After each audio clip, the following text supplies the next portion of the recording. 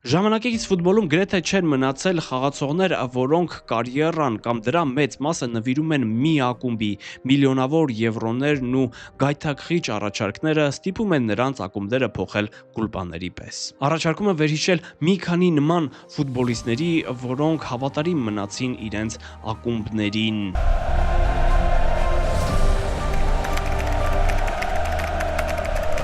Մարկո Ռոյսը այն քչերից է, ով ունի եւ ունեցել է բազում նման առաջարկներ, բայց չի դավաճանել Դորտմունդի, Բորուսիային մինչև կարիերայի մայրամուտը միայն վերջին տարիներին որոշեց գնալ ու հանգստանալ ամերիկյան MLS-ում։ Ռոյսը սկսել է ֆուտբոլով զբաղվել հարազատ Դորտմունդում, անցնելով մանկապատանեկան թիմերով 20 տարեկանում տեղափոխվում է Մյունխեն-Գլադբախի Բորուսիա, որի հետ կնքում է 5 տարվա պայմանագիր։ Հենց առաջին մրցաշրջանի առաջին 13 խաղում նա դառնում է 10 գոլի հեղինակ, բարձր արդյունավետությունը ստիպում է մեղուների ղեկավարությանը վերադարձնել իրենց ֆուտբոլիստին, չնայած պայմանագրի ավարտին դեռ 3 տարի կար։ Ես որոշեցի քայլ առաջ կատարել, ցանկանում եմ խաղալ մի թիմում, որը պայքարում է չեմպիոնության և չեմպիոնների լիգայի համար, այդ հնարավորությունը տեսնում եմ Դորտմունդում։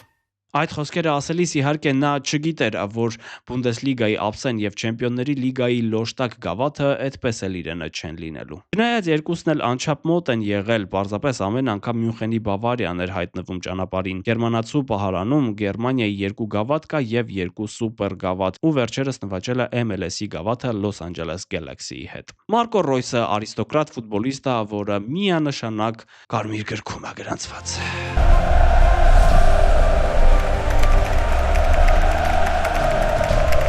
Այսօր Միլանի Ինտերի ավագը Լաուտարո Մարտինեսն է, ով առաջնորդում է թիմին, խփում գոլեր, կատարում գոլային փոխանցումներ, բայց հիմա առաջարկում եմ հետ գնալ մի 20 տարի, երբ Ինտերի ավագը մեկ այլ արգենտինացի էր՝ Խավիեր Զանետին։ Ասել, որ Լաուտարոն ու Զանետին որպես ավագ տարբերվում են, նշանակում է չասել ոչինչ։ Արգենտինացի պաշտպանը բացի հզոր ֆուտբոլիստ լինելը, իսկական առաջատար էր, նրա խոսքը կշիռ ուներ, ինչպես օրինակ Պույոլինը կամ Մալդինիինը, որոնց նույնպես կանդրադառնանք այս թողարկմանը։ Ես վախենում եմ Զանետի հանգստությունից։ Այո, նա շատ հանգիստ էր խաղում, սակայն նրա միացումները եզրով ակնթարթային էին ու վտանգավոր։ Կարիերայի ընթացքում նա 21 գոլի և 38 գոլային փոխանցման հեղինակ է դարձել։ Ֆանտաստիկ արդյունք պաշտպանի համար։ 1995 թվականին արգենտինացի ֆուտբոլիստը նշում է նորամուտը Ինտերի կազմում ու միանգամից դառնում հիմնական կազմի ֆուտբոլիստ։ Նա Մասիմո Մորատի առաջին ձեռքբերումներից էր։ Հայտնի գործարարը շատ էր գնահատում Զանետիին։ Ինձ հետ նա գիտեր, որ անգամ ակումբի նախագահ կարող էր լինել։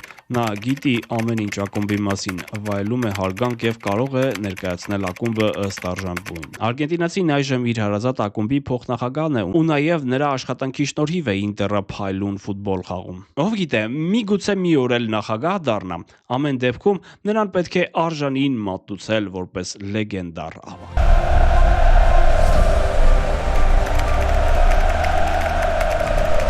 Սր Ալեքս Ֆերգյուսոնի Յունայթեդը լավագույնն էր ակումբի պատմության մեջ, Ռայան Գիգսը այդ թիմի անբաժան մասն էր։ Անձամբ նրա խաղը չեմ տեսել, բայց շատ են փաստերն ու վավերագրությունը նրա փառահեղ ֆուտբոլային կարիերայի մասին։ Մանչեսթեր Յունայթեդում անցկացրած 24 տարվա ընթացքում նա ունեցել է 141 խաղանկեր, որոնց հետ հանդես է եկել առաջին թիմում։ 13 անգամ ճանաչվել է Անգլիայի չեմպիոն, 2 անգամ Չեմպիոնների լիգայի գավաթակիր է դարձել, 4 անգամ Անգլիայի գավաթակիր և բազում այլ նվաճումներ է ունեցել։ Գիգսը ֆուտբոլով զբաղվել սկսել է Մանչեսթեր Սիթիում, միայն 14 տարեկանում է տեղափոխվել Մանչեսթերի կարմիր հատված։ Նորամուտը հիմնական թիմում նշել է 1991 թվականին։ Եթե այսօր 17 տարեկան ֆուտբոլիստները սովորական երևույթ են դարձել ամենաբարձր մակարդակում, ապա 20-30 տարի առաջ դա հազվադեպ էր պատահում։ Սր Ալեքս Ֆերգյուսոնը շատ էր գնահատում նրան ու մի առիթով ասել է. Նա ինձ կես խոսքից հասկանում է։ Ես նրան երբեմն օրինակ եմ բերում հանդերձարանում մյուսների համար։ Անկասկած նա բազում առաջարկներ է ունեցել աշխարհի տարբեր ակումբներից, բայց միևնույն է հարազատ է մնացել սատանային՝ Մանչեսթեր Յունայթեդին։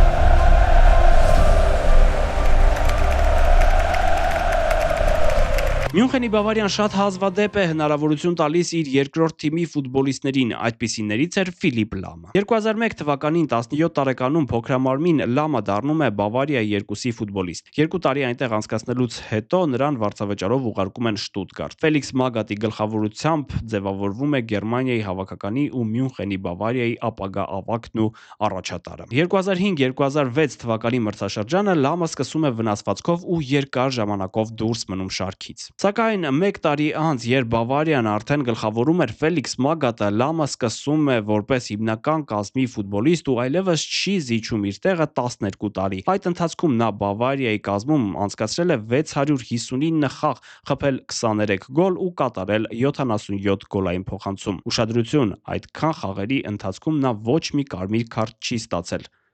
Լինել պաշտպան ու չստանալ կարմիր քարտ հարգանքի է արժանի։ Ֆիզիկական տվյալներով չշողացող ֆուտբոլիստները ստիպված են ավելի խելացի ու ճկուն լինել։ Լամը այդ օրինակներից է։ Բոլոր մասնագետները միակարծիք են, որ նա ժամանակակից ֆուտբոլի ամենախելացի օրինակներից է։ Այդ խելացի եւ բացառիկ ունակությունների պատճառով եվրոպական գրանդ ակումբներ, ինչպիսին Ռեալ Մադրիդը, Միլանը եւ շատ այլ ակումբներ հերթ էին կանգնել գերմանացու համար։ Առաջարկվում էին լավագույն պայմանները, սակայն Լամը մնաց Բավարիայում մինչև 2017 թվականը։ Ես մինչև վերջ տրվում եմ մարզումներին ու խաղերին, այդպես կարող եմ լինել մինչև մրցաշրջանի ավարտը, սակայն դրանից հետո այլևս չեմ կարող։ Այդ պատճառով որոշել եմ հեռանալ մեծ ֆուտբոլից։ Գրեթե 20 տարվա ընթացքում նվաճած 21 տիտղոսները եւ բացառիկ ֆուտբոլային ու մարդկային որակները Լամին արժանացնում են բացառիկ հարգանքի ու խոնարհման։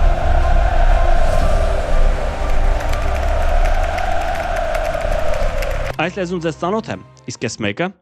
Իհարկե, դա Ալեսանդրո Դել Պիերոն է։ Իտալացին այդպես էր նշում իր գոլերը, որը բնորոշում է նրա էության խենթ լինելը։ Դել Պիերոն ֆուտբոլ խաղը հասցնում էր խենթության։ Նրանից ամեն պահի կարելի էր սպասել անսպասելին։ Նա այնքան հավատարիմ էր Յուվենտուսին, որ չհեռացավ, երբ թիմին ուղարկեցին B սերիա։ Ես մի քանի անգամ փորձել եմ Դել Պիերոին հրավիրել թիմ, սակայն նա ամեն անգամ մերժում էր, ասելով, որ ինքը հարազատ է իր Յուվենտուսին։ Դել Պիերոն Թուրինյան թիմի կազմում անցկացրել է գրեթե 800 խաղ, խփելով 316 գոլ։ Այդ գոլերի մեծամասնությունը նա խփում էր 20-25 մետր հեռավորությունից։ Հիմա հարվածները շատ քիչ են, ինչը համաձայնեք, որ շատ ձանձրացնող է։ Թուրինում անցկացրած 18 տարվա ընթացքում Դել Պիերոն նվաճել է 16 տիտղոս, որոնցից 6-ը Իտալիայի A սերիայի չեմպիոնությունն է, 1 Չեմպիոնների լիգայի գավաթել կա նրա պահարանում։ Այսպիսի լեցուն ու բազմաբովանդակ կարիերայից հետո Յուվենտուսի նախագահ Անդրեա Անիելին հայտնում է, որ 11-12 մրցաշրջանը վերջինը կլինի Դել Պիերոյի համար Թուրինի Յուվենտուսում։ Ես մի փոքր հիասթափված եմ, այսպիսի բաները մի փոքր այլ ձևով են արվում։ Չնայած դա չեմ պատրաստվում պարզաբանումներ պահանջել նախագահից։ Հիմա կենտրոնանում եմ թիմի գործերի վրա, իսկ հետո կմտածեմ ինչ անել։ Գուցե Թուրինում նրան 100%-ով արժանին չեն մատուցել, բայց մենք 1000%-ով ենք դա անում, որովհետև Դել Պիերոն արժանի է դրան։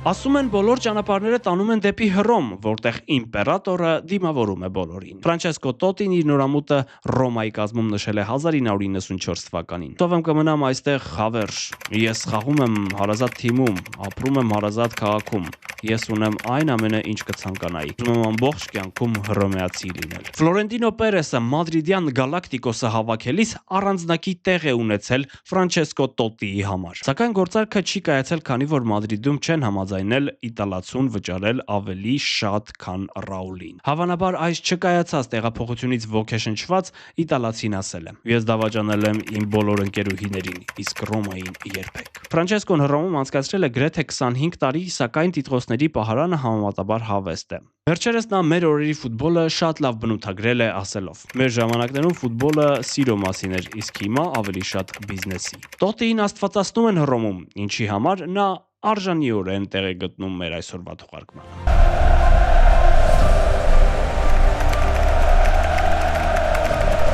Նա այդպես էլ չնվաճեց Անգլիայի Պրեմիեր լիգայի տիտղոսը, այն չարաբաստիկ սխալը, որը արժանացավ այդ բաղձալի նվաճմանը, հիշում է Լիվերպուլի յուրաքանչյուր երկրպագու։ Սակայն միևնույն է, Ջերարդը Լիվերպուլի համար ամեն ինչ է, ավագ, առաջատար, խորհրդանիշ։ Նա 8 տարեկանում ընդունվել է Լիվերպուլի ակադեմիա, 1998 թվականին նշել նորամուտը հիմնական թիմում, իսկ 3 տարի անց ստացել ավագի թևկապը։ Եվս 3 տարի անց ու կայացավ Չեմպիոնների լիգայի երևի թե ամենաֆանտաստիկ ու էպիկ եզրափակիչներից մեկը։ Տիտղոսի համար 2004-5 թվականներին պայքարում էին Միլանն ու Լիվերպուլը։ Առաջին խաղակեսից հետո Միլանը Էրնան Կրեսպոյի դուբլի ու Մալդինիի գոլի շնորհիվ հաղթում էր 3-0 հաշվով։ Թե ինչ է եղել ընդմիջմանը, պատմել է այդ ժամանակվա Լիվերպուլի հարձակվող Ջիբրիլ Սիսեն։ Շատ համոզված տոնով ասում էր, որ երկրորդ կեսի 15 րոպեի ընթացքում գոլ խփելու դեպքում խաղը կարող են փրկել եւ ինքը կխփի այդ գոլը։ Եվ իսկապես երկրորդ կեսում Ջերարդը, Ալոնսոն ու Շմիցերը գոլի հեղինակ դարձան, իսկ հետո 11 մետրանոց հարվածաշարով Լիվերպուլը նվաճեց գավաթը։ Միայն այս խաղը ապացուցում է նրա նվիրվածությունը այդ ակումբին։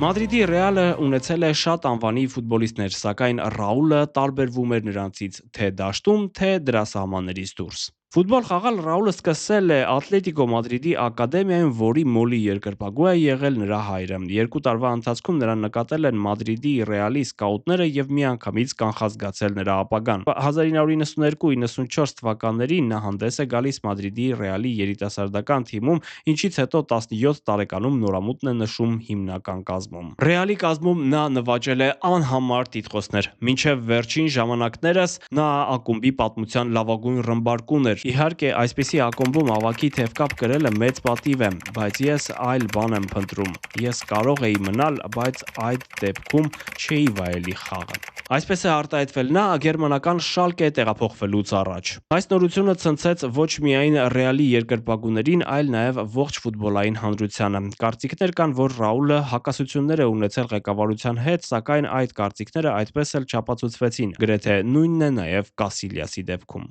Չնայած, եթե անգամ եղել են տարաձայնություններ, ապա դրանք լուծվել են շատ արագ, որովհետև կարիերայի ավարտից հետո Ռաուլը երկար տարիներ մարզում էր Ռեալի երկրորդ թիմը։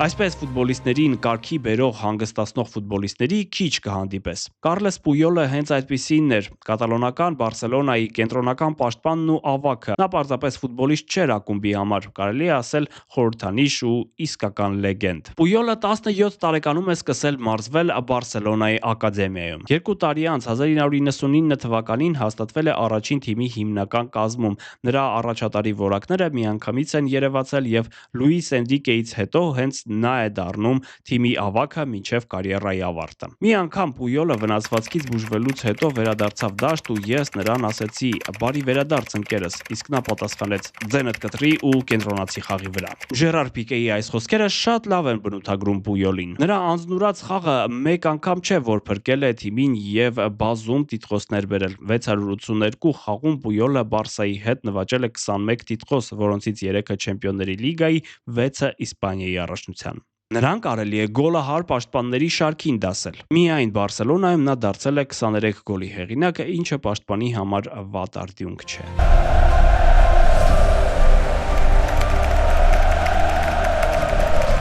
Չեզարե Մալդինի, Պաուլո Մալդինի, Դանիելե Մալդինի։ Մալդինիների 3 սերունդը, որոնք խաղացել են Միլանում։ Իհարկե նրանցից ամենասիրվածը Պաուլոն է։ Մալդինին Միլանում նորամուտը նշել է 1985 թվականին 16 տարեկան 208 օրական հասակում։ 1994 թվականին 26 տարեկանում Մալդինին արդեն հաղթել էր Ասերիայի 6 եւ Չեմպիոնների լիգայի 3 տիտղոս։ 2001-2002 թվականին Միլանը դառնում է Չեմպիոնների լիգայի հաղթող։ Խաղի լավագույն ֆուտբոլիստը ճանաչվում Մալդինին եւ առաջին անգամ բարձրացնում ականջավոր գավաթը որպես թիմի ավագ։ Դա ուղիղ 40 տարի հետո էր, երբ նույն բանը անում էր նրա հայրը։ Մալդինին լավագույն պաշտպանն է, որ հանդիպել եմ երբևէ։ Նա պաշտպան էր, ով ուներ ամեն ինչ, շատ ուժեղ էր, խելացի, նրա դեմ 1-1-ի պայքարն անհնար էր, ասել է Զլատան Իբրահիմովիչը, իսկ Պիրլոն ընդգծել է նրա հանգստությունը դաշտում։ Նրա պես ոչ ոք չէր կարդում խաղը, այդքան խելացի ու միշտ շատ հանգիստ, իրապես